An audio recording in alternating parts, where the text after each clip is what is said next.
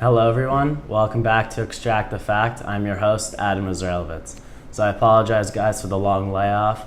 I was visiting friends and family and had a great time over the summer, but I'm ready to get back.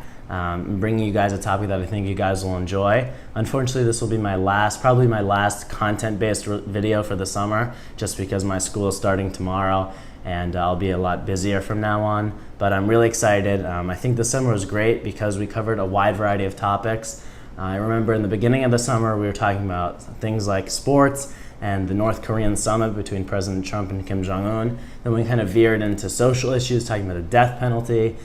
Should churches be tax exempt? Excuse me, and veering into economic issues such as the minimum wage. So I'm really excited to bring you guys this kind of final bow for the summer, this final issue. I think you guys will enjoy it. I wanted to say thank you for your support over the summer. Hopefully I'll continue making videos and making them even more specific as we go on, but this will be my final content-based video for the summer.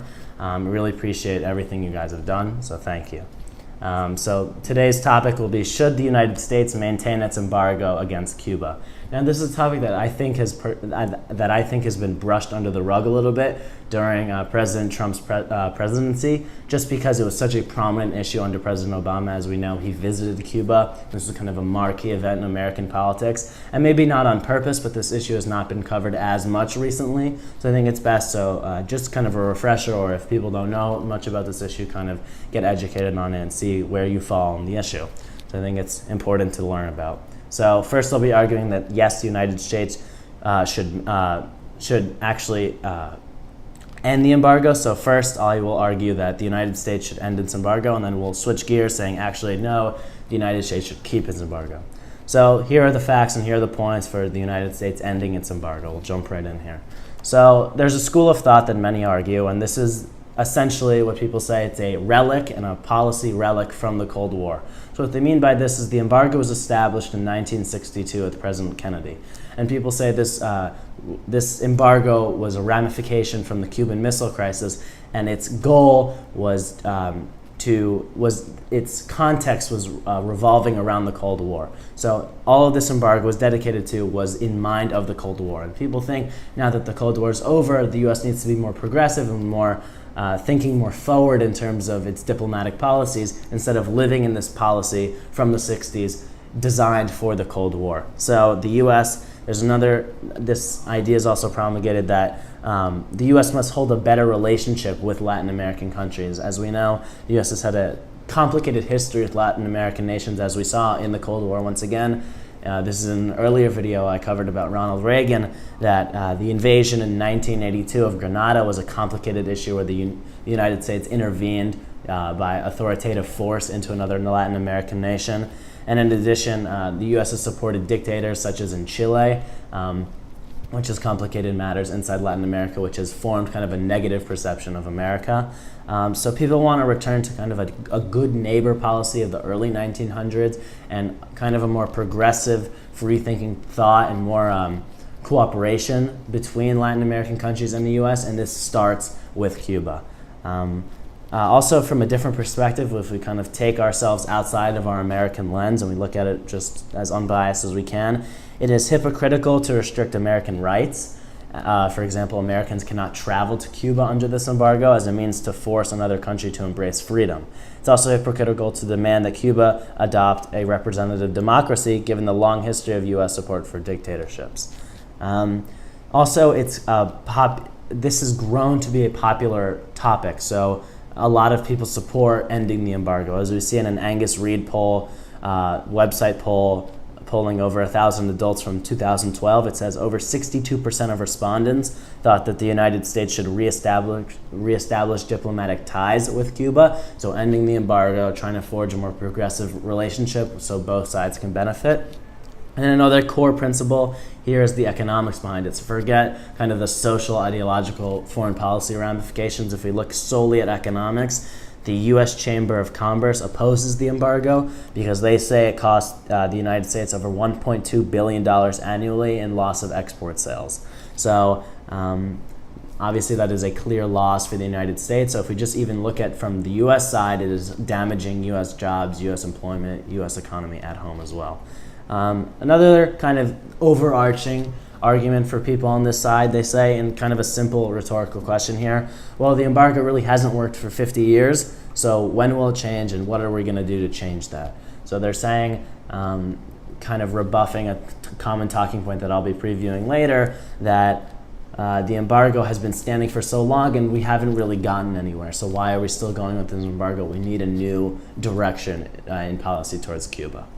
So now I'll flip it over. We'll talk about why the U.S. should maintain its embargo and look at the facts and the facts and the quotes and ideas behind that logic.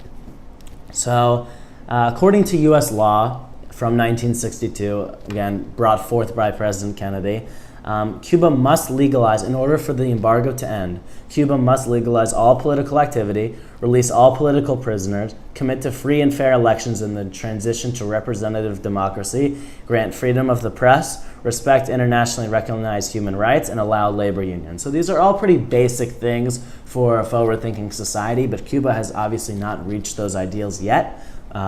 So the school of thought in foreign policy is when the U.S., obviously a dominant superpower in global affairs, entrenches a law in our country, we shouldn't kind of go back on that and say, oh, Cuba hasn't got here yet, but you've gotten far enough, so we'll end the embargo there. That makes the U.S. look weak, and if the terms are not met, it's kind of seen as the U.S. standing down and abiding and letting Cuba kind of dictate the terms of policy, which is not ideal.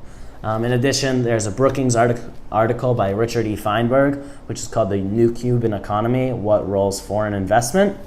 And it's really interesting what he says here. He argues that Cuba is not ready for the embargo to be lifted, and he kind of uses an economic lens to justify this. He says the Cuban government runs 90% of the economy. So think about that for a second. The Cuban government, so the people inside the government, not the private sector, not the civilians, the government and the people working in the government run 90% of the economy. So if you open free trade now, there is no private sector for that free trade to occur. So because the Cuban government runs 90%, if you open free trade, it's actually going to benefit the government more than the civilians, which is the opposite of what the U.S. wants. The U.S. wants to provide aid to Cuban civilians, but they want to pressure the Cuban government to make a democracy. So he's saying if we actually, in the current state of Cuban affairs, if we end this embargo,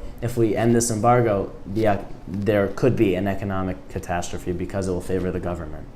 In addition, Cuba has consistently been on the U.S. state sponsors of terrorism list since 1982. So because of this, people justify it saying, oh, if they are on this list, if they are sanctioning terrorism, they are eligible for harsh sanctions, and instead we should not be giving economic aid to the government for supporting these acts and unwilling to change. So maybe if they would change their ways, then we would change our stance. But because the U.S. has this position of leverage, obviously the U.S. is far more superior in an economic sense. The U.S. should use this leverage and say, hey, Cuba, you need to do these things as established by U.S. law, like I mentioned earlier, in order for this embargo to be lifted so you guys can benefit economically and open up this free trade that you need. There's another school of thought that says, really, unless they change, the embargo should not be lifted. So it's kind of contradicting what we said before, saying the original argument from the no side said, well, it hasn't worked for 50 years, what's changed? Now we're saying, well, until they change, the embargo should not be lifted because of their acts in the past. So I think that about covers it. I like this topic because the U.S. and Cuba have always had a complicated relationship. It's been interesting to study in my history classes. I think Cuba is misunderstood by a lot of people. Obviously, in the Miami and greater Florida area, there's a really strong connection because Cuba is so close to Florida. But outside of there, I think there's a lot of misconceptions. And you read about Cuba a lot in the history books, and you see a lot of documentaries about Cuba. But a lot of Americans, I think at least, don't really know the culture of Cuba. And I think it's important because this is such a staple of what Cubans think of America as. When you think of America from a Cuban lens, you probably think of an embargo. So I think it's important for the U.S. to recognize this. We need to act, we need to talk about this, and I think it's a really important issue. So that about wraps up my summer content videos. I think I'll do a closing video soon, kind of wrapping up my thoughts and my hopes and goals for next year and beyond that for Extract the Fact. But I had a great time. I really hope you guys learned something. Hopefully, in each video, hopefully you guys took away one fact or one opinion that you guys want to share with other people, or you decided on an issue that you were kind of unsure on before. That's the whole goal. But I'm really happy with the program, and I'll see you soon. Thanks.